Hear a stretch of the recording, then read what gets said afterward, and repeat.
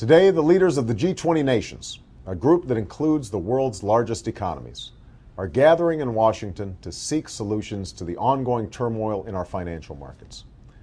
I'm glad President Bush has initiated this process because our global economic crisis requires a coordinated global response. And yet, as we act in concert with other nations, we must also act immediately here at home to address America's own economic crisis. This week, amid continued volatility in our markets, we learned that unemployment insurance claims rose to their highest levels since September 11, 2001. We've lost jobs for 10 straight months, nearly 1.2 million jobs this year, many of them in our struggling auto industry.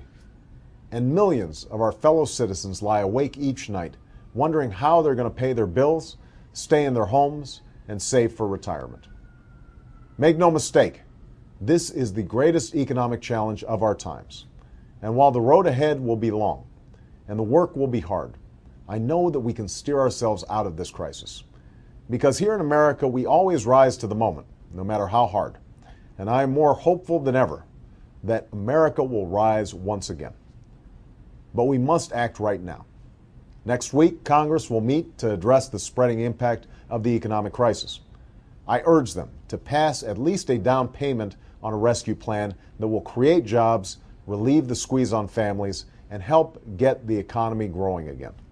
In particular, we cannot afford to delay providing help for the more than 1 million Americans who will have exhausted their unemployment insurance by the end of this year.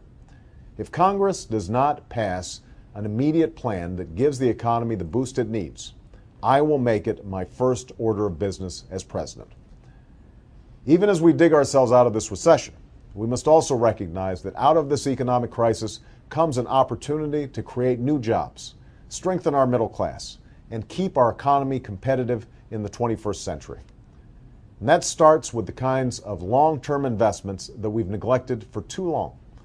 That means putting 2 million Americans to work rebuilding our crumbling roads, bridges, and schools.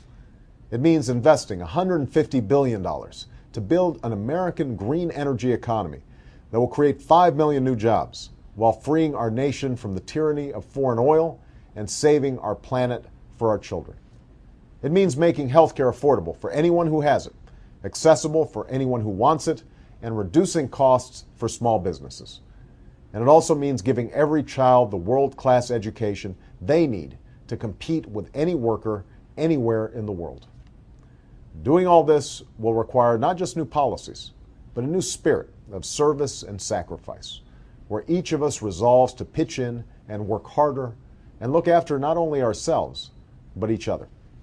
If this financial crisis has taught us anything, it's that we cannot have a thriving Wall Street while Main Street suffers. In this country, we rise or fall as one nation, as one people. And that's how we will meet the challenges of this time, together. Thank you.